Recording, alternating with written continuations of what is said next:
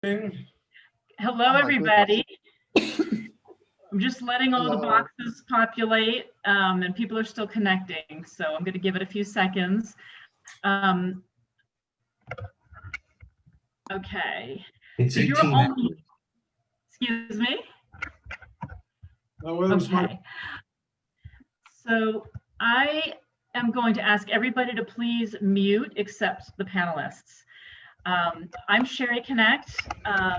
With me is Neil Paul. We're members of the board of Temple Aaron of Trinidad. Thank you all so much for participating in this event. We're really excited about it. I want to thank Joe Lovett for making this possible, for making such an amazing film, and for being willing to come and talk to us tonight about it. Thank you to Carlos for coming as well, and thank you to Corinne Brown.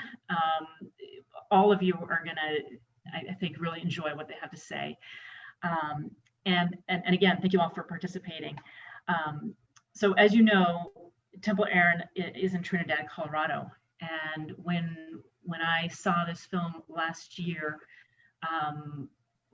it was really apparent to me that we really needed to show this film to as many people as we could, because it is so valuable, so important, and especially with the location of Temple Aaron, there are people in the immediate area who have who are Anusim, who share this history, and I just feel like it's really important that we get the information out there and continue, the education and conversation around it.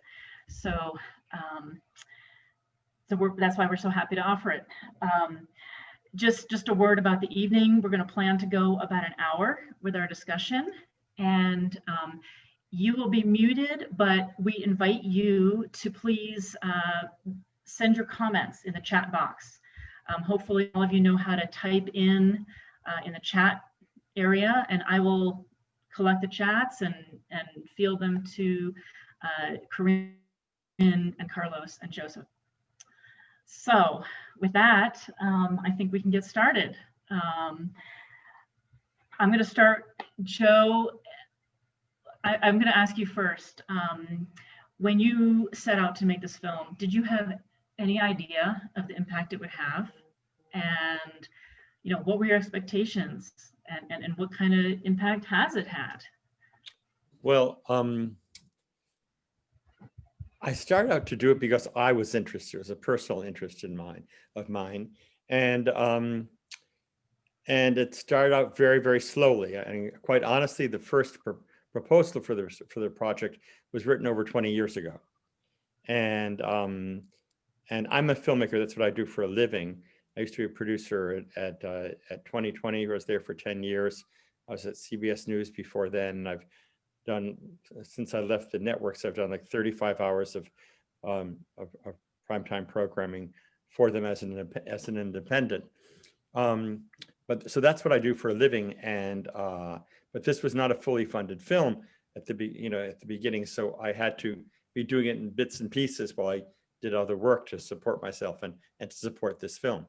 So it wound up taking 10 years to shoot and edit. And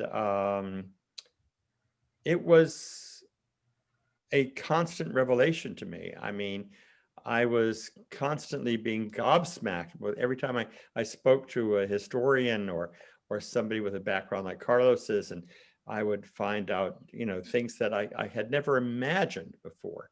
And luckily, rather early, I was introduced to the Society for Crypto-Judaic Studies that Corinne has been a founding member of. And it's an academic group that has been really wonderful in getting this information out to people. And they've been very enthusiastic about my work and very encouraging. Making a film is very lonely. And not that you don't have a team working with you, but it's very hard to do because you don't know where you're going necessarily, especially in a project like this where you're shooting as you're discovering. And so their encouragement meant everything, to me. And I would show pieces of what we had done each year to them as the process was going on. I would get feedback, and it was extremely successful and helpful. Once we got the film finished, doing the film was very difficult because it is such a confusing and complex history, and it's confounding because you have people who had one identity, one religion, living in one place, who would then take on another identity with another religion, although they still might hearken back to their old religion. They would take the new religion on for a couple of generations, and they would go to another country and take back their old religion, et cetera, et cetera, et cetera, et cetera, and then go to yet another country. So following these histories and following this sociological phenomenon and psychological phenomenon was very, very difficult. And honestly, it must have taken me I think we were well into it for 7 years before it really started to crystallize for me, and enough of a way that I could say, well, I can explain this to people. I do a lot of science work and a lot of medical work, and I have no background whatsoever in science or medicine. I'm an English major, and I tend to go like this whenever I see something technical. But when at the networks, I would often be charged with doing such work. And the advantage of being sort of stupid about it was that once I could understand it, I could explain it to anybody. And I think that that's sort of worked well with the history as well. And now we're having a very active outreach. It's interesting because of COVID, we were we thought we were dead in the water because we had a very successful premiere at the Seattle Jewish Film Festival. And then we started doing very well with other film festivals and other community organizations. And then COVID hit, and we thought, oh my God, this is never going to work. We're dead. But we have another film out called Going Blind, which has been in distribution for 10 years. And for April, we opened up that film, a link to that film for free. It has a small charge, but we opened it up for free. And all of a sudden, all over the country, all over the world, we got tremendous viewership, and people started asking us to do Zoom panels about the film. And it's been out in distribution for 10 years. It's been on public television. So it was remarkable to us that this just offering for free all of a sudden brought all of this attention. So then we thought, well, maybe we should do this with Inquisition. And lo and behold, it worked. We went back to the people who had canceled their screenings because they couldn't meet, like you. And we said, let's try it online. And my God, people wound up having like 3 times the turnout that they would in a live event. People came to their organizations from all over the world. They had much greater, visibility. Often we had different groups, like Corinne had put together a screening in Denver with a synagogue there, and they put that together with a Latino art museum. And we had over 200 people in attendance, 300 in attendance live. And this is a year ago. And it was incredible. The conversation back and forth, and the experiences shared from people who thought of themselves as very different suddenly weren't so different. It was really fascinating. So we are very excited about this. We're keeping our distributions intimate like this, trying to have conversations that people can talk to one another, and then eventually we will open it up and make it available to television and open it up for individual screenings. I see. Okay. It's a long-winded answer. No, that's okay. There's a lot to cover. I mean, there's a lot of things we want to talk about. I'm going to turn to Corinne and Carlos to bring you in the conversation. Carlos, how has this changed your life to learn about your history? How has it impacted you and your work? I wish that more people in my family actually was passion about not just me. That's one thing that was a shock, because I was so excited, and I found myself closure. But because of my story on pursuing priesthood and seeing the contradiction on the Catholic Church, on private speeches against Jews, just always kind of hurt me. This was impact there, back there. And then I didn't know nothing about my DNA or DNA, my bloodline, or my connection with the Jewish history in my own family. The biggest impact is see myself. My own family is divided. My mother kept the secret even to my father. The whole thing about her being Jewish came out just one day when I asked her privately in my first trip to Brazil after 15 years. And this was an impact too. That is like, it's like a earthquake, but that's still having, like, aftershocks, if I can use that analogy. As an artist, I don't think that is much of a change in my perspective. One thing I like to share with you and everybody that is listening to, as an artist, I see myself as a storyteller. Even before anything remotely Jewish, I was always using iconography of Judaism in my paintings. I remember having a first, I never shared this with anybody. I have my first show, my first major solo show in Bolivia. And I have this Catholic iconography of Virgin Mary and Jesus Christ. And in each and every image, I spread David stars, I have the Virgin Mary with the David star in her hands, and it was David star everywhere. And it was a priest that came from Argentina that they opened a gallery just for him, and it was just me and him showing this artwork that I painted. I have no malice in my mind that what was going on in this guy's mind, but the priest looked at everything and he said, "Why have so many David star in those images?" And I said, "I don't know, Jude." I naively I said, Jesus was Jewish, and he got red in the face. He got very furious, because I think he have this very. I'm just trying to go back to the past and analyze something kind of crazy that just popped into my mind now. He was so into being Christian, disassociate himself from Christianity, come from the Judaism somehow. Everything is connected. And I was connected, and I didn't know, somehow doing my art. This was when I was a monk, okay? This was in my 7 years of missions in Bolivia. And I was doing missions, and I was an artist. I was painting, and I was selling my work. And he was very furious about the fact that I put too much David stars in every painting. Once in a while, just come to my mind is why I never get a proper answer. He just actually literally just walk away from any further explanation after I said Jesus was Jewish. He got red in the face and walk away. It's very interesting. But as an artist, the impact is I keep telling my story.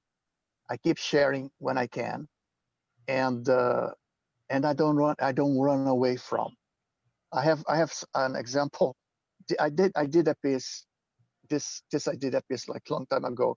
Was leftover pieces of wood. I work with found object also, and with leftover wood, I build this, hanging David star. I love the shape. I love the shape. I love it, and I do. And this one is after I find out, and after I spoke to my mother. It's a child, a circumcised baby. The part of the telephone, thing. I don't know if you can see. Can you see it a little bit? Yeah, we can. And the details of this David Starr is from the Book of Prayers pages that actually I found on a sidewalk in Manhattan on the recycle day on a garbage. And I save and I reclaim, and I did. So that David Starr. So I keep telling my story through objects, and everything is incorporated pretty much in my life. Yes. Okay, well, thank you. Corinne, correct me if I'm wrong, if I'm understanding from something Joe said before, were you involved then early on in the making of the film? No, but I feel a certain parental engagement, really, because I was among those people that encouraged Joe Lovett to come to the Dallas conference. I think it was 2014, and engage with our membership and meet the people, the descendants, whose stories he was interested in portraying. And I think at that occasion, he met Doreen Carvajal and David Griffiths, and many of those who helped steer him into these cameos, these brilliant profiles that, if I can summarize so briefly, each story is unique, but every one of them shares a common theme of loss, of having lost something so precious that went before. And that ties their stories together in a very powerful way. And I have to, not to correct you, Joe, I wasn't a founding member of the society, but I've been a member for 20 of our 30 years. Nobody's Over perfect. that time, hey, it feels like ancient history. I've had the privilege of meeting a broad spectrum of descendants who bring the stories and the research of the academics to life in a personal way.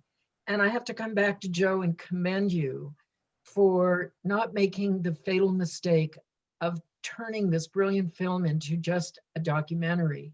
It's really these personal narratives cut right to the heart.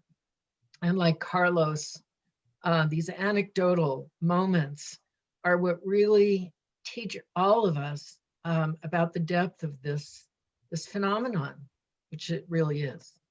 I'm thrilled to hear that the outreach is going so well. And I can only say on behalf of the Society, and for those of you who don't know what the Society for Crypto-Judaic Studies is, we're a secular academic group that explores the research of the story of the conversion, the expulsion and conversion of Iberian Jews and their descendants all over the world. And we meet annually with a conference that brings together the current crop of news and researchers. And I have the privilege of editing a magazine that comes out twice a year that fills in the gap between the conference occasions, if you will. I try. And we welcome anyone that's interested in this topic to please go to our website, cryptojews.com, and join us. It's open to anyone who shares an interest in this amazing story, the most amazing story of the 21st century.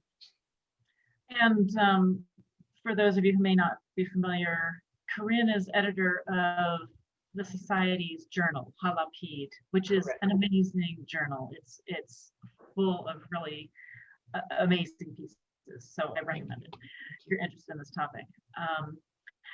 So we've had some people submitting questions, and I thought a few people have asked about, well, I'll just read this one from Nuri Pat. Some of the major research about crypto-Judaism has been done in New Mexico. Why did the film barely mention the New Mexico and Southern Colorado Converso communities? So I'm not sure, Corinne, if you or Joe both want to answer that, but I think that's Joe's department. Right. Yeah, it's a very good question. When you're making a film over time with a limited budget, there's only so much you can do. And honestly, the reason I probably went with El Paso rather than New Mexico is that I met Rabbi Stephen Leon, who has been such an extraordinary influence in terms of bringing this story, these stories to light. I mean, Rabbi Leon, it was a shock. You met him in the film. It was a shock to him when he first learned about the Conversos in Juarez and El Paso, and he was open to what people had to say to him, and open to their feelings, and he opened his congregation to them. And his story was so compelling, and his congregants were so compelling, that I wound up doing a good deal there. And there were also people from New Mexico who participated in his with some of his projects, who I filmed. And because we're going elsewhere in the world, El Paso became our Southwest. And you can certainly do a whole film on the experience in New Mexico. Could I interject, Joe? Sure. Yep. So that film has just been made, and it debuted in Colorado 2 nights ago, and it will debut in New Mexico in November. It's called A Long Journey Home by Isaac Artenstein and Paula Schwartz. And it's a beautiful documentary that focuses just on the Jews of the Southwest, New Mexico, El Paso, etc. And if you haven't heard about it yet, go to HaLaRisingInTheDesert.com, which was the first film made about Jewish life in New Mexico. And that's where you'll find the information about A Long Journey Home. Great. The Long Journey will actually be shown tomorrow. Oh, And it's part of the New Mexico Jewish Historic Society. It's their annual conference. all right. They're actually having the conference. Part of it was today, and part of it is tomorrow afternoon. And they're showing that tomorrow afternoon. Okay. It's between 2 and 4:30 Mountain Time. So if anybody is interested, you can go to the New Mexico Jewish Historic Society site and register, and have that little sneak preview. Yeah, it's really neat that they're doing that. Well, okay, I'm gonna ask another question. David, I assume this is David London. He wrote, were the graphic, and this is, I guess, a question for you, Joe, were Yes. the graphic representations of ship voyages based on actual documented voyages or just illustrative? Just illustrative. Interesting question. Just to give people a sense of where people were going and how they were getting there. Yeah. Okay. But we felt that having the that graphic element of the ships go through the centuries, and the migration routes help people to visualize just how vast this journey was, and how incredibly interconnected people are. Okay. You know what? I've been corrected about what I just said before. Thank you, Andrew Resnick, for correcting me. I thought the film itself was being shown tomorrow, The Long Journey, but it's not. Andrew says the film won't be shown tomorrow, but the producer will speak tomorrow at the New Mexico Jewish Historic Society. So I apologize for getting that wrong, but you should still check out their conference. Here is a question from Marty Dubin for Joe. As an Ashkenazi Jew, how has making the film changed your Jewish identity, or your view of your Jewish identity? Well, the concept of Jewish identity is really a fascinating one. I mean, the age-old question is, what is a Jew, right? And philosophers and religious people and psychologists have been asking this question for years, and everyone has a different answer. Every Jew and every non-Jew. It's funny. We did a 3-day program sponsored in Mexico City by an Ashkenazi group there, and about 400 registrants, and half of them were not Jewish, or did not identify as Jews. And when I was interviewed, the moderator asked me, what is more important, religiosity or a sense of identification? And I thought, well, that's a trap, you know. And I said, well, if somebody is very observant, and that is the most important thing to them, is the rituals and the rites and the observance of those, then that is, of course, the most important thing. But for someone who is not observant and perhaps is not a believer at all, their identification with our history is and our ethics and teachings is probably most important. For me, it really opened up. Well, our first shoot was in Jamaica. And so for me, it truly opened up the whole concept of the diversity of the Jewish people. And I come from a family where there's been a good deal of intermarriage, more so in current generations than in earlier generations. But, you know, the Jews, I think, often in the past have been very limiting in their relationships, and that's what the kosher laws were for, and to keep people together and separate from others. I come from a family that immigrated to the States in the 1890s in the pogroms in Russia, and my mother's oldest sister married an Italian, and who converted. And Michael Steve was a great guy, and he had wonderful children and grandchildren. His grandchildren were my age, actually. And one day when I was very little, I was playing with my cousins, and when they left, I turned to another aunt and I said, "They're such wonderful kids. I wish we saw more of them." And she said, "Yes, they are lovely boys." She said, "After all, they're almost like family." And I was shocked. I was 7 or 8, you know, and I was shocked. I thought, what did she mean that they were almost like family? And then I got it. And it felt awful to me as a child, and it continues to feel awful to me. And I've always been more for openness and for sharing and for people knowing one another, and for different people from different backgrounds breaking bread together at the same table. And making this film reinforced my feelings about that.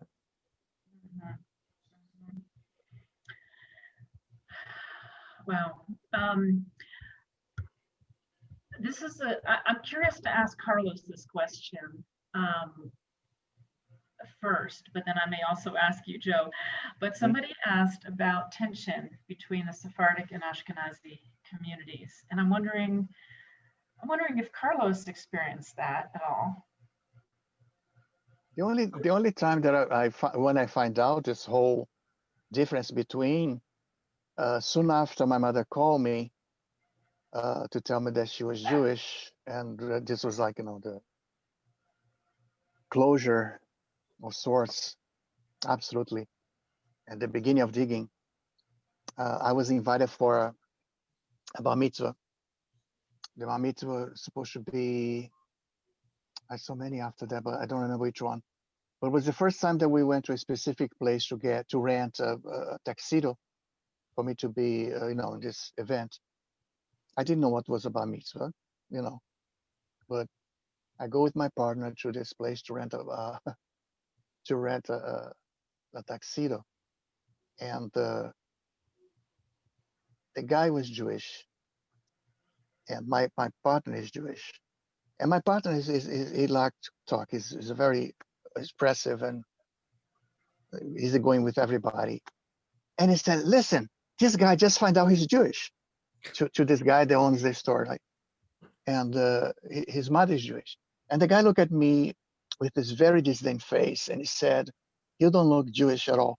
And I said to myself, what's the look? You know what I mean? I didn't know there was Ashkenazi. I didn't know there was Sephardic. And the whole thing is like, I would be more Sephardic than Ashkenazi if you just make explanation for this conversation. I always see everything as one thing. Okay, if I can use an example again of my David Starr, like what wrapped everything in the middle would be love. Okay, Shema Israel, you have one God, and you should love this God, and above all, and everybody in between. I try to live my life without conflict, without thinking that somebody, I don't look like somebody, I need to look like somebody to belong to something. I don't know if this makes sense, but that's the way I try to digest this whole thing. And I remember my best friend from Argentina, again, she said, you should come to my temple. Please come to my temple. I'm gonna love my rabbi. And I found out about the temple. It's pretty cool. It's very open. I'm sorry if I cannot answer this properly, Sherry, but I try to imagine that in a time that we're living right now, with people dying left and right and getting contaminated, we're still like, splitting hair on okay, I'm Ashkenazi, I have this food, I eat this and my diet is that. I need to lose weight, I need to gain weight. And it's the whole thing, like, it's everything so convoluted. And I hope I don't make it just more confusing. Sometimes I'm like that. But no conflict for me at all. Well, I've actually seen a lot of resistance to the concept of just Sephardic Jews, let alone Jews of different color, and a lot of dismissal among Ashkenazi Jews who just they give you, it's basically a puh kind of thing, and it's upsetting to see. It's upsetting to see people who aren't curious, aren't interested beyond what their assumptions have always been. And that's what this film has tried to do, is to try to take people, starting with me, beyond our assumptions, and have a look at what the real world is and what it's made of. I mean, it had that effect for me. I mean, it blew my whole conception wide open. I mean, I love that about it. Yeah, because it's a challenge to our concepts of not just Jewish history, but of history. And I think it's very, very, very important. Jerry, let me interject that one of the great gifts of the conference is hearing those people, genealogists and historians and academics, particularly the last conference in Denver, there was a presentation on the history of German Jews and Dutch Jews and English Jews, of which a large percent were Sephardim, were Jews out of Iberia from the expulsion.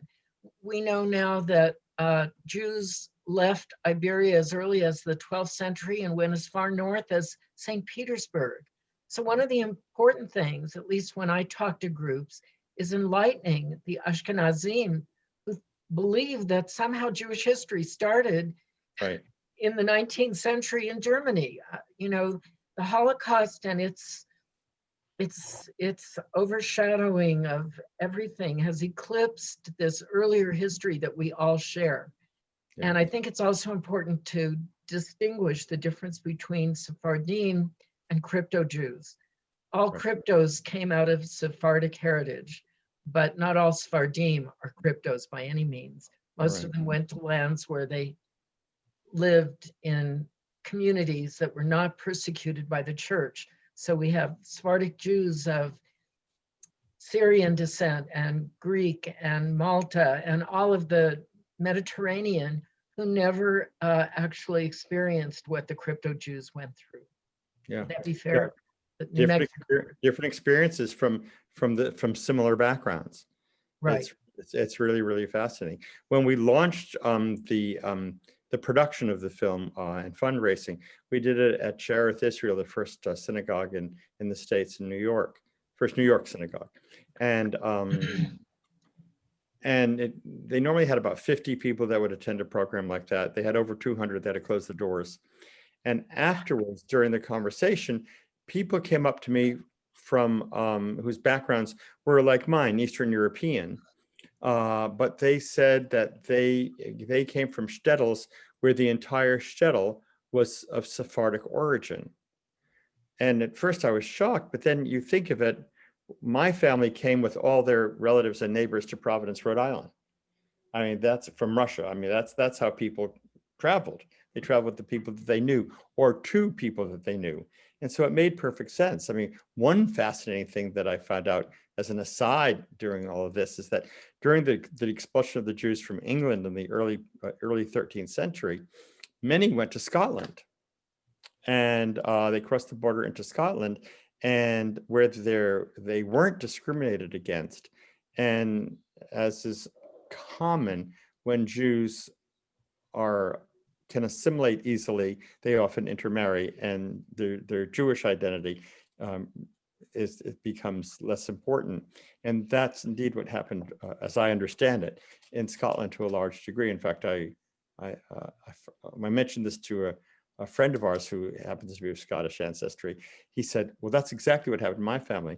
And, and he knew as I don't remember which sector Protestantism he subscribes to, but he knew that his family had been Jewish, going back hundreds and hundreds of years. It's fascinating to me. So this is an interesting question from Abe Minzer. How does the whole topic play out with Orthodox Jews saying you are only Jewish if your mother's Jewish? Well, yeah, I don't know how to answer that because I mean, views, right? Well, first of all, that's sort of silly. I'm sorry. Because if you go back to biblical times and even post-biblical times, Jewish men weren't marrying Jewish women. They were marrying local women who weren't Jews, and they became Jews. So this whole concept of genetic Judaism, I mean, that it has to be from your mother is, I don't know where it came from. Maybe somebody in the audience does, but. Well, they say, Joe, you always know who your mother is. Exactly, right. The rest. Right. But when that started, I don't know. But we do know, and it's written in the Bible that this was just not the case, in ancient times. And so why this came about, I don't know. And there are a lot of people with different attitudes toward this, and they're welcome to their attitudes. I mean, yeah. So this is a really interesting question on another topic. And hold on, I would just bear with me. I apologize. I just lost it, but I'm going to. I just give you a little bit of perspective on that last question. Sure. Friends of mine that are very interested in what's going on with the identification of people as Jews today have mentioned one foundation report that showed that among children of intermarriages, most children identify as Jews. So people think of these people as being lost as Jews, when in actual fact, they continue as Jews. And if they're shunned as converts, they're very likely then to not have an identification with Jewishness. But if they're accepted and loved and encouraged to share with whatever their Jewish family is doing, then it's more likely that there'll be that much more Jewish identification. That makes sense. That's my opinion.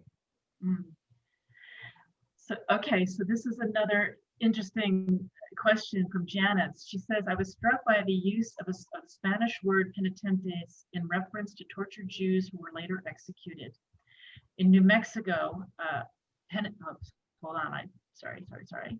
He said, in New Mexico, penitentes are a sect in the north who torture themselves, presumably for a religious experience. And she's asking, is there any relationship between these two groups? The executed Jews in Spain. I'm sorry, I'm having trouble seeing this. I apologize. Is there any relationship between the two groups, the executed Jews in Spain and the penitente settlers? So I Corinne, don't know if have you had experience with that? I can only say that there are some theories today, and by the way, the definition of a penitente, more than those uber religious Catholics that tortured themselves, is that they were the appointed guardians of the faith following the Spanish-American War, when there was a separation of church and state, and the Spanish territories were no longer, and I'm not a New Mexican historian, but some of my research has led me to understand that the Catholic Church ruled 2/3 of the United States. And when it finally was, when the church was no longer the dominant ruling force, the penitentes were that sect that self-appointed to guard the texts and the religious rituals. And there are those, I can think of the last speaker that spoke at the conference in Denver last year, who, I can't think of his name right now, forgive me, David, who believes that in fact they were really hiding their Jewish faith, in a sense, that if you entered those locked, closed doors of the Marathas, windowless adobe buildings where men would meet together in groups to chant, he bets money they were chanting in Hebrew. So there are many theories about who they were and what they were doing, and how the word carried forward, or why this modern day group chose to use the same word. I'm not familiar with the evolution. Joe, maybe you know. No, I don't know anything about it. I Okay. don't know anything about it, that's interesting. but it's certainly interesting. It's Worth more, it. there's quite a bit out there. There are a number of works in print today that allude to the fact that the penitentes were really guardians of the truth of their faith of origin.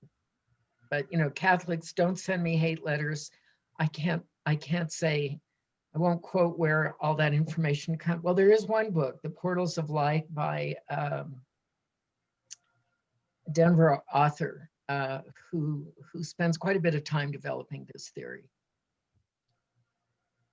So I think it merits investigation, further investigation. Yeah, Janice was saying she heard that maybe the New Mexico penitentes were protecting the conversos. So that's an interesting theory, wherever it came from. Yeah, there's a when I grew up in Rhode Island and Massachusetts, it was very common for the oldest son of a family to be, quote, given to the church to become a priest. And then later in doing the research on this film, I heard the theory that that this was often done in Spanish and Portuguese families to, quote, protect the family. So Thank that's you, Donna. Pardon? Oh, I'm sorry, Donna just identified the author, the presenter who gave this lecture. Sorry, Joe. David Nigel. Yeah, go ahead. I finished. Oh, okay. Well, let me jump and ask Carlos another question. Carlos, what advice might you give to another person that shares your history and conflict? I think we should all try to know more about ourselves, one way or another.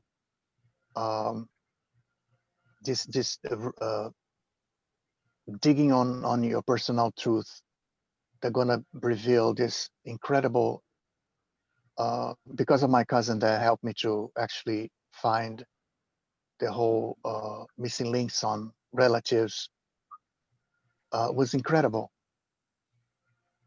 I encourage the person to embrace and never stop to find out. Don't be afraid. There was a question that somebody asked me, why you wanna, it was actually a Jewish person, very, very private situation. Why you wanna know more about this and why you wanna be part of it? why you want to be one of us? And I said, this is independent on me want. It's already my history. I cannot deny it. And I think more people should actually find out more. It'll be very interesting on the throes of so much anti-Semitism or racism. When somebody digging their own story, if the person is actually like that, and then embraces, oh my God, actually I'm Jewish, kind of thing. That was so great, I think. And not object of shame ever, ever. I think more somebody find out about oneself, more chances for you to be free. Well, you know, I think it's only fair to say that there are some people that would take issue with the term, I found out that I was Jewish. I think they would be more comfortable with that. You find out that you're from a Jewish background, because I think it would require, for the religious, it would require being, accepting the rituals and conversion, and for the non-religious, it's about accepting an identity. But I think what we've seen through all of this is that there is so much fluidity and so many different ways to interpret our identification. And we're doing a series of panels next week from a congregation in Palo Alto, where we're doing it one evening on called on finding and feeling and finding identity, to spend a whole evening just exploring this issue. It's really fascinating stuff. And what's really amazing to me is that looking into what happened 500, 600 years ago, the issues, we're dealing with the same issues today as they were then. And it's sort of interesting to look back at how they were handling it, and then turn around and look at ourselves and see, well, what are we doing today and how has that changed?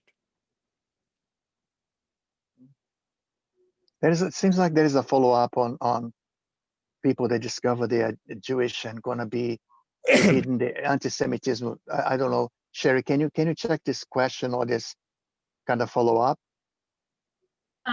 What exactly are you asking me to? There was the last entrance. About the increase in anti-Semitism? If the person gonna kind of hid in, if find out. This is just conjecture right now. We're guessing here, and I don't think so. I don't think the anti-Semitism is already something that exists. If they're gonna be more because I find out that, and no, I find out. If somebody find out, oh gosh, now I should not be, but I should hide this. No, this is just like imagination and fantasy, because it exists. There is people that are against the idea, the conspiracy of, let's not even go there. But it's insane. And as long as history exists, will be, unfortunately. Yeah. Corinne, I wanted to ask you, I know there's so much going on now in terms of scholarship around this topic. I just wondered if you could tell everybody a little bit about what else is going on in this world that they might be interested in. I'm glad you brought that up, Sherry. Again, I always feel like I'm in the crosshairs of events and cultural and historic. In particular, those of you that are members of the Society, if you read the last issue, there's no less than 3 major museums that are acknowledging this history, the story of the expulsions, the gifts of the Jews during the Middle Ages, primarily beginning with Lisbon, Portugal, which was a huge center for Jewish life. Madrid, Spain is opening a Jewish museum telling this story. This is brand new. This is something unanticipated.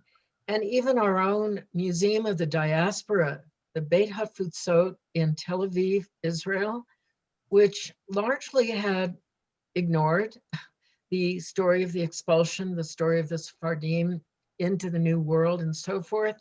They're completely revamping and representing the museum's collection within the next 3 months, both virtually and physically. And it's a kind of, it's way overdue. All I can say is it's an oversight on the part of historians, but it's not uncommon. I mean, as Joe alluded, there are so many Ashkenazim who simply never thought about it, never looked, farther back than their great-great-grandparents before the war. And this reunification is closing the gap, I think, historically and physically. I always make a point that we are in fact related to our Latino, Hispanic communities in ways we can't even begin to measure or imagine. One of my favorite examples is the film Coco, which if you haven't seen it, it's an animated film about the Day of the Dead. And it tells in very poetic imagery and a beautiful storyline about the altar, the ofrendas, the altars to those that went before, and how if you don't remember them, if you don't keep the memories of the generations past, then you yourself cannot pass into the next life, or the next world.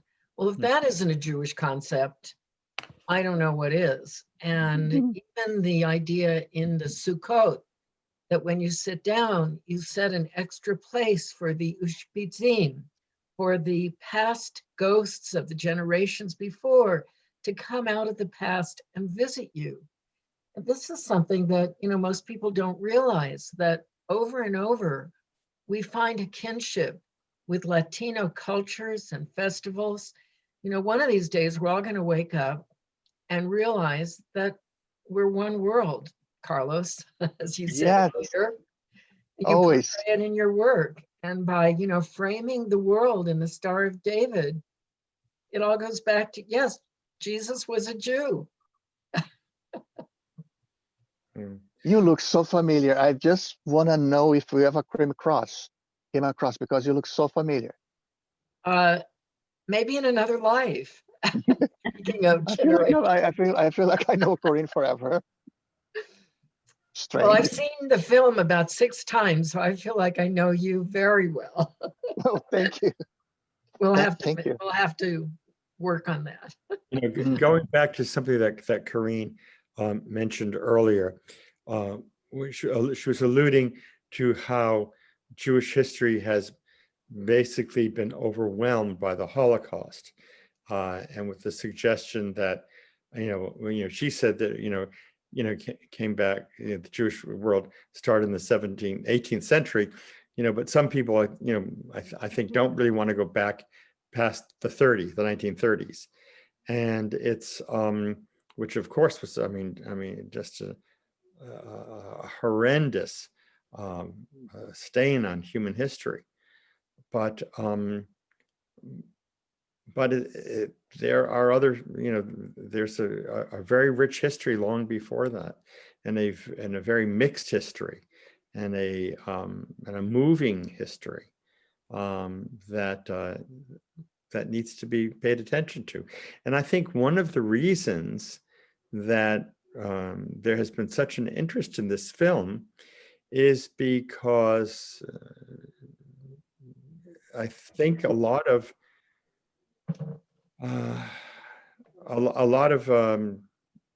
Jewish programming in the past 40 years, let's say, has, at 50 years, has been about, Torah breastplates and menorahs and what's going on in Israel, and not looking at what's gone on in the world long before that, and what's gone on with the Jewish people long before that. And I think that this is an opportunity to see a rather dazzling history, and one that affected the entire world and changed the entire world, and in so many different ways, both as Jews and not as Jews. but all with the same Jewish background. It's really fascinating. Yes. So David sent in a question, and he says, obviously everyone is different, but generally, how can people who discover their Jewish background reconcile their Catholicism when they learn that their ancestors were converted at gunpoint? Say that how again. So when people discover their Jewish background, how can they reconcile their Catholicism, when they learn that their ancestors were forcibly converted? I think this is something that has been really traumatic for Carlos. Can you talk about it, Carlos? Growing up was actually my head was always pretty much reason, okay? And at the age of 8, until today, I think I told you this, Joe. My father started to make us pray the Rosary, like the 50 mysteries of, the life of Jesus and Virgin Mary. I was 8 years old, and I was as a child, I was like, I don't want to do this. And because my behavior was so erratic, they put me in my knees to pray. So, and it was almost like a punishment. And I grew up as an element of a Christian child with a lot of rage. But when I was in my teen years going towards military service, I started to shift my thoughts on, wow, my father, they keep doing this until today. My father he just turned 82 yesterday. They still doing this 6 o'clock every day since I was 8 years old, praying the 15 mysteries of the Rosary. And the contradiction of everything that we think being Jewish as a tradition, or keeping the secrets, or the whole family revelation. For me, was conflicted because the concept that I have of God is much bigger. Even after those 17 years I spent on a Catholic church trying to pursue priesthood, in some point, my concept of God was much bigger than just Christianity. I don't know if this is going to make sense, but this is me trying to make sense to myself of growing up Catholic Christian, praying the Rosary, and all of a sudden, in my 10 years, going to the Navy, after the Navy, going to the first monastery. On the first monastery, the first anti-Semitic remark caused a profound angst and shake me to my core. And this is on a movie, you can see that, but it's beyond that. I think I try to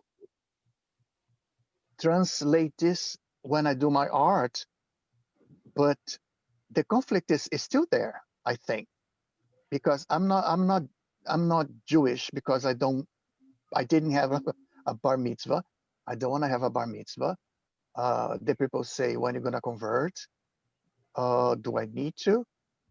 I have the essence of a person is the way somehow we perceive the world and try to live in peace with one another, right? This conflict for me is solved. I try to be in peace with everybody. I try to not create conflict or live in conflict. And I try to accept. Sometimes it's so difficult, isn't it? But we try.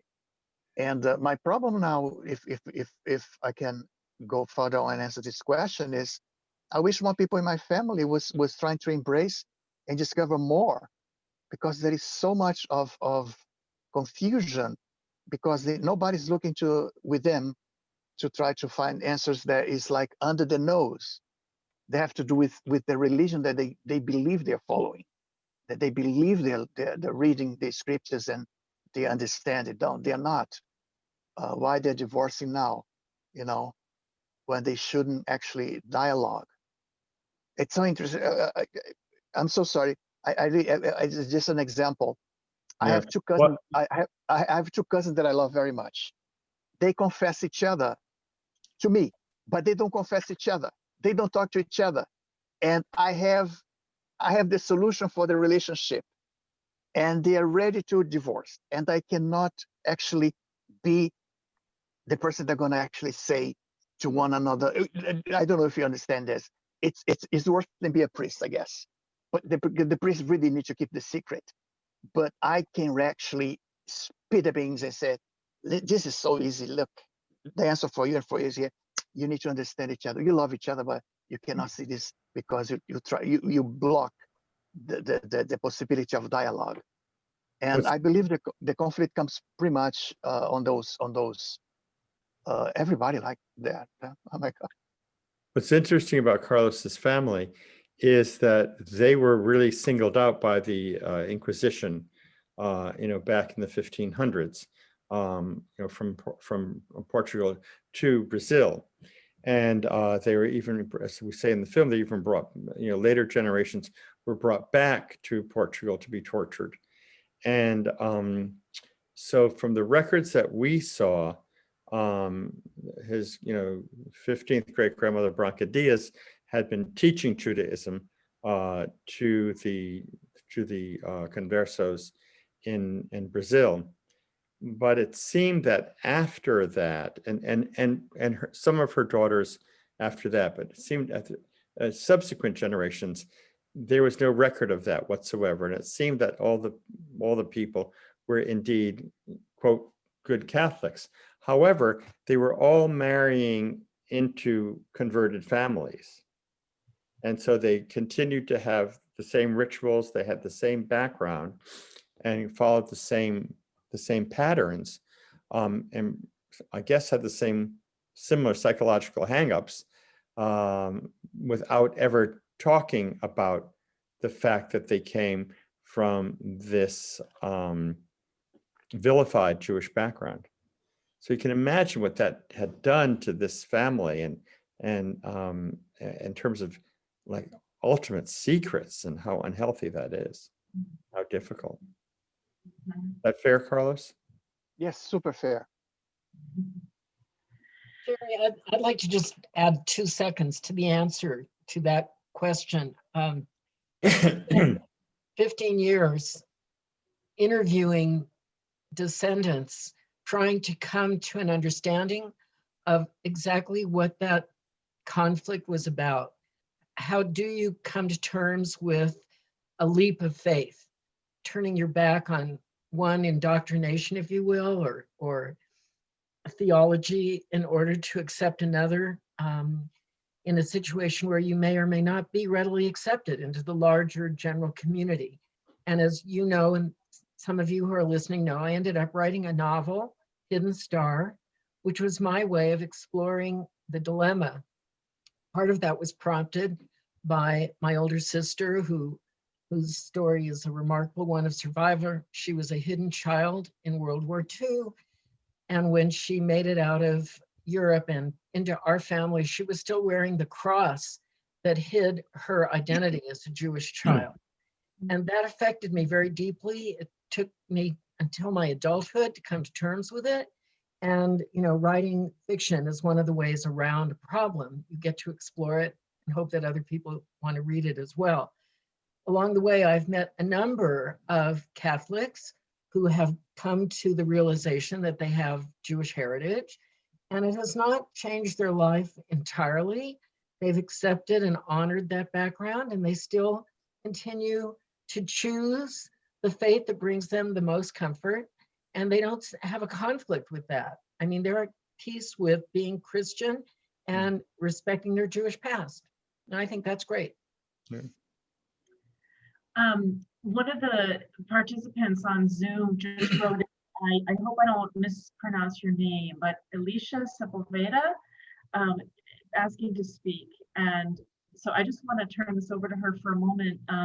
She is Sephardic, and she says that her journey relates very much to Carlos. She was raised a Catholic, and decided in second grade to return, I assume, to Judaism, and she was punished for admitting that she was Jewish.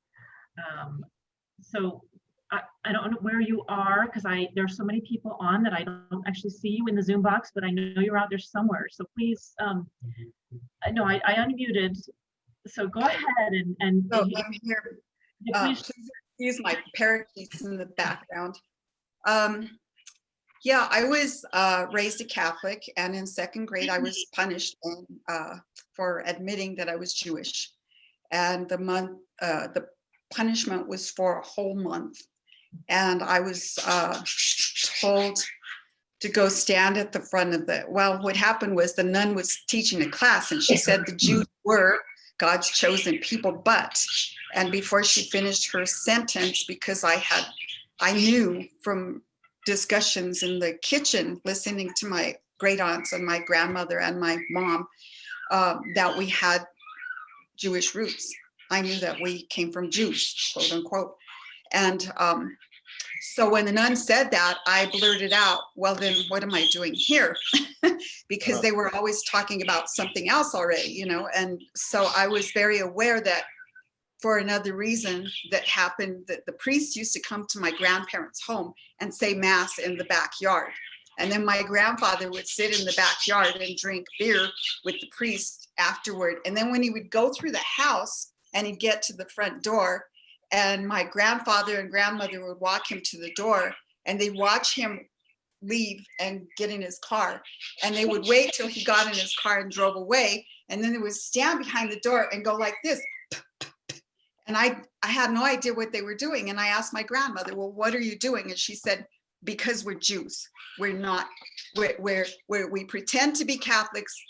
We're Jews. Where did you grow up? Pueblo, Colorado, Southern Colorado, Pueblo, Colorado. My grandmother was born here. My grandfather was born in El Paso, Texas. I used to be a contributor to the forum. I was on the forum with Sephardim.com back in 1990s. And so I have a huge library of books, and we used to help people try to retrace their roots. Well, I decided in second grade, when they punished me for admitting that I was Jewish, that someday I would return. Interestingly, we had a lay teacher who was named Mrs. Cohen. And so she came and stood by me for the duration of my punishment for that month, because kids were kicking dirt on me and calling me a Christ killer. So it was very traumatic, and I can talk about it today without having a nervous breakdown, but it was very painful.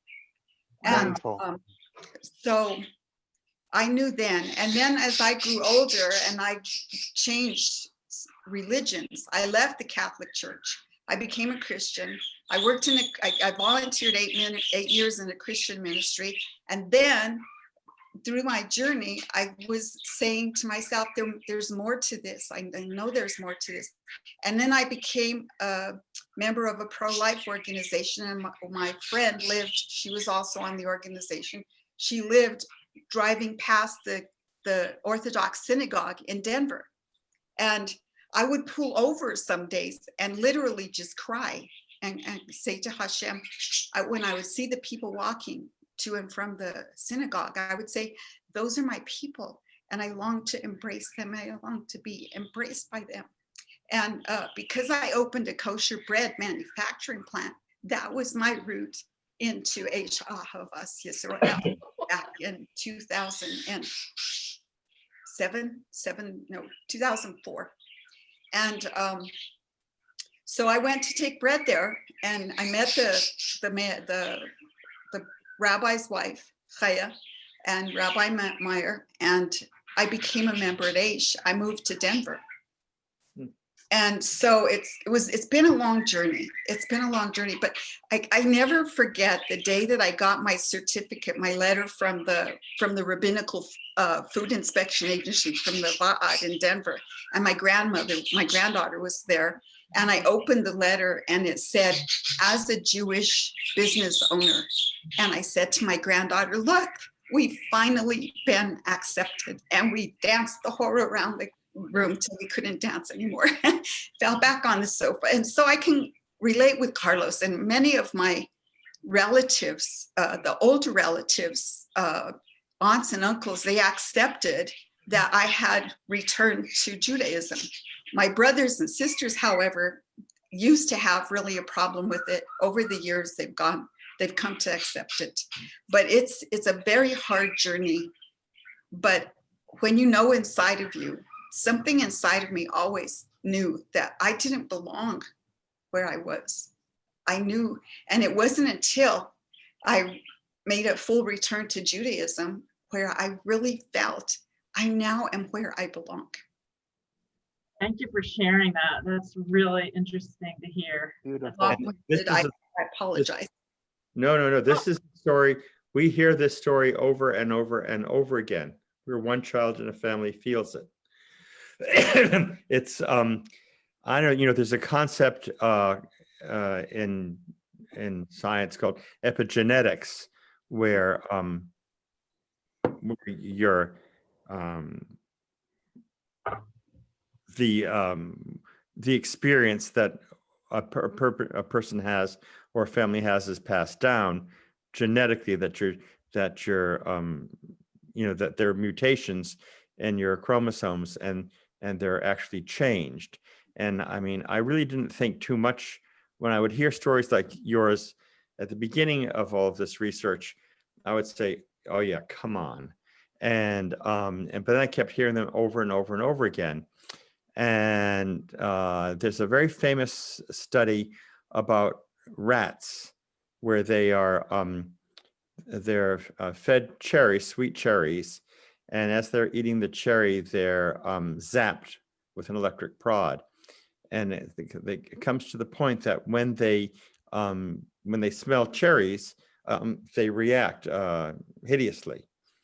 And then the scientists then went on to work with the offspring of those rats, and the offspring have never had this experience of being electrocuted, close to cherry juice. And when they smelled cherry juice, some of them had the same reaction. And so when I heard that experiment, I thought, oh, well, maybe there's a lot more to these people's story than I have been willing to give credence to. So it's fascinating. Yeah. Really fascinating. Well, I'll ask one more question before we wind down, unless anybody emails more. But one question that's been raised is there anything to the notion that Christopher Columbus may have been Jewish? I don't know if either of you Well, can from speak to that. what I understand with my limited knowledge, I'm not a historian. I just repeat what people have told me. It is known that that Columbus was funded by wealthy conversos, as we mentioned in the film, and and that he was very comfortable among conversos. There is apparently a lot of debate as to what his actual origins were, and some people think that he may have somewhat of a Jewish background. I don't know. Corinne, do you know any more about that? Well, if you were lucky enough to hear Norma Libman's lecture last month on behalf of the New Mexico Jewish Historical Society, she unearthed just a trove of information around this question. And I think one of the interesting facts was that he delayed his departure because it would have fallen on Tisha B'Av or Tisha B'Av. Right, and he didn't want to leave on this Jewish holiday, so the ships left 24 hours later. He had a number of Jewish crew members, partially because he didn't know exactly when he got to India or the West Indies what language they would be speaking, so he made sure he had someone that spoke Hebrew. But I think that there's so many points that seem to indicate that may have been the case. And I hope that we'll hear that lecture again at a future conference. Norma did a remarkable job. There was a lot of fresh information. So stick with us and maybe you'll hear more about it, or it might even be a televised Zoom lecture again. Yeah, that's really interesting. It's making me think, I wonder, if people are interested, we could send out some, links to additional resources. If people would like to learn more about Crypto-Judaism, Um, before we close, another question came in that I'm going to ask. This is a question about the film, Joe. Julie Stone is asking if some of the chapels shown in the movie in various homes in Spain dating back to the time of the Inquisition, did those homes actually have Jewish ritual objects in them? She's wondering. Not that we saw, no. Okay. Thank you. Or not that we noticed. I would like to just add something before you close. Oh, absolutely. For all of you out there, the connection between this film and Temple Aaron is profound. Temple Aaron is the oldest synagogue in Colorado that's still standing and in continuous use. It was founded by German Jews who left Germany because of the pogroms, because they could not live the lives they wanted to live. They couldn't run their businesses and be free to be Jews without persecution. So in a beautiful irony, this fundraiser is maintaining a link between the synagogue and the story of children of the Inquisition that I think everyone needs to recognize and remember. And I hope you'll keep the synagogue alive for another 100 years or longer, so that Jews everywhere, or people of any faith, can gather there and commemorate their past and who they are without any fear of persecution. Thank you, Corinne. Absolutely. Thank you. What's that? Okay, I'm sorry, I'm a little distracted because I'm getting messages from all over the place here. Somebody did want to know where to find information about Going Blind. Oh, yeah.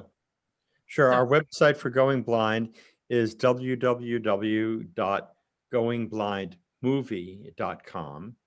And so that is the film that people can indeed stream off the website, but also they can contact us.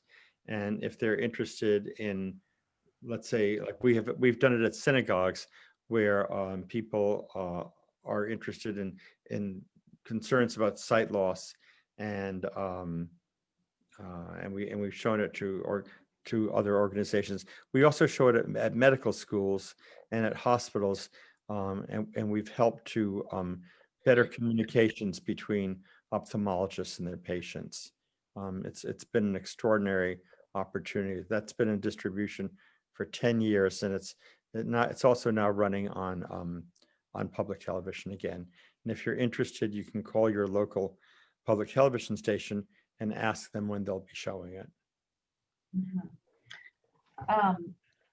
By the same token, if any of you watching are part of other organizations that may have an interest in showing Children of the Inquisition, you may have already seen their website, but Children of the Inquisition, and Joe, maybe you want to say anything else about how they reach you, if anybody else would like to organize. Sure. They can get in touch with us at info@childrenoftheinquisition.com, and we're happy to talk with you and work out screening details. We've got a bunch coming up. As I said, we have one in Palo Alto, or 3 in Palo Alto next week. I mean, it'll be open on their link for a couple of days, and then we have 3 panels, and then we're doing the Hebrew College of Newton Center, Mass, and that's being done with the Greater Boston Jewish Genealogical Society, and I think that's November 22nd. We're now showing at the Detroit Jewish Film Festival and the Flint, Michigan Jewish Film Festival, and there's much more coming up. We're also on Dutch television now, and we're very excited about about the enthusiastic reaction that people have had to this, and we're very grateful. Well, is there a plan or any likelihood of the film being shown on PBS by chance? Well, we have a good relationship with some of the PBS distributors, and I certainly want to pursue that at some point. But right now, I really want to concentrate on organizations like this, so that people can share this information together, go back to their communities and families and talk about it. And one of the things that I would very much appreciate is if you could let younger people know about this. As I look at our our group here, you know, most of us are over 35, and I think that when we have shown it to younger people, and I mean young, I mean young high school kids, 13, 14, they've been fascinated by it. And I tell you, I really wish I had known this material when I was a young teenager. I would have thought differently. I would have met people differently. I would have traveled differently. It would have informed my life in an extraordinary way. And, you know, it's sort of like waiting until you're, you know, 70 to go to the Galapagos, and you see this extraordinary place where, you know, on each different island, there are all of these different species that live happily together. And there's, you know, and people, animals aren't killing one another. And they let a human being walk up to them in their nests and with their nursing puppies and things like that. I mean, it's really extraordinary. And you say, well, why didn't I wish I could have done this when I was 20, and to see the world this way. And that's how I feel about this, about the film and the issues that, not the film, but the issues that the film raises. And I wish I had known that. And we really would love younger people to get to see it. So if your children or your grandchildren, if you can let them know about it, if you can let their schools know about it, I'd be most grateful. Because I mean, what do people think? Do you think that, what do you think about younger people knowing about this? How would it change their lives? I was trying to tell my 15-year-old about it. Yeah, telling her about it. I did not succeed in getting her to watch the film. I haven't given up. So. Sherry, can I add one more pitch for the Society for Crypto-Judaic Studies? I don't know if people can see this little membership brochure, but we have a senior rate and we have a student rate of $10. And we will be, unfortunately, due to COVID, we will be relying on the Zoom platform as well. We have a lecture series planned for right after the Passover. And then in the summer, we'll be celebrating our 30th anniversary with a series of much like this, where you'll get to see pre-taped lectures at your convenience, and then you'll be able to tap into panel discussions with the current luminaries on the topic. We really are welcoming anyone that has a curiosity or interest in the topic, especially Elisheva. I hope to meet you since we're here in Denver. And I just can't thank you enough for including me. I feel very honored to be part of this because, Joe, I think you're changing the world. And I think it's a blessing to be part of in your wake. You're more than in my wake, Corinne. You've been, you know, you've been right there with me. You've been a tugboat. Yeah. No, but it's and the society is a fun. It's a fun group of people. They're really interesting people. They're interested people, and welcoming. And they've been great to me. It's always fun to be with them. Thank you. I would highly recommend it. So, and good luck with your fundraising. Oh, thank you. Thank you. Well, you know, again, thank you to everybody who participated. And I was just reminded, I was remiss earlier in the opening. I didn't acknowledge, but both Jewish Colorado and Jewish Federation of New Mexico helped to sponsor this. Oh, nice. So they've both been very supportive of our work at the temple. And Jewish Federation of New Mexico also is very interesting. There is a center, and some of you are likely familiar, Centro Efrad.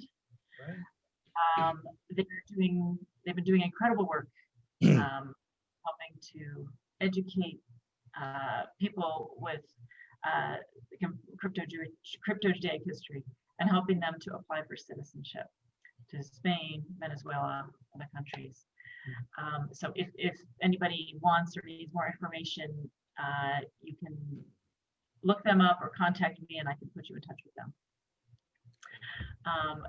Joe, Carlos, Corinne, thank you so much for, You. Thank you. Pleasure. Thank you, Sherry. Thank you, Corinne. Thank you, Carlos. Thank you, Joe. Thank Great you, to see everyone. you Thank you. again, Absolutely. Carlos. It's been Thank wonderful. you. Again. All right. Thank you, everybody. So nice to meet you. Please feel Night. free to be in touch. And this is Thank you. recorded. So if Great. anybody wants recording later, we have it. Oh, Great. wonderful. Thank you. Can you send me Thank a you. link to that? Absolutely. I can send everybody a link to it. Great. Wonderful. Thank you. Mhm. Thanks, Sherry. You did a nice job. Oh, Great for your job. help, Corinne. Have a good night, everybody. It's been a Bye-bye. pleasure. Good night. Thank you. Everybody, stay safe. Bye, Tov.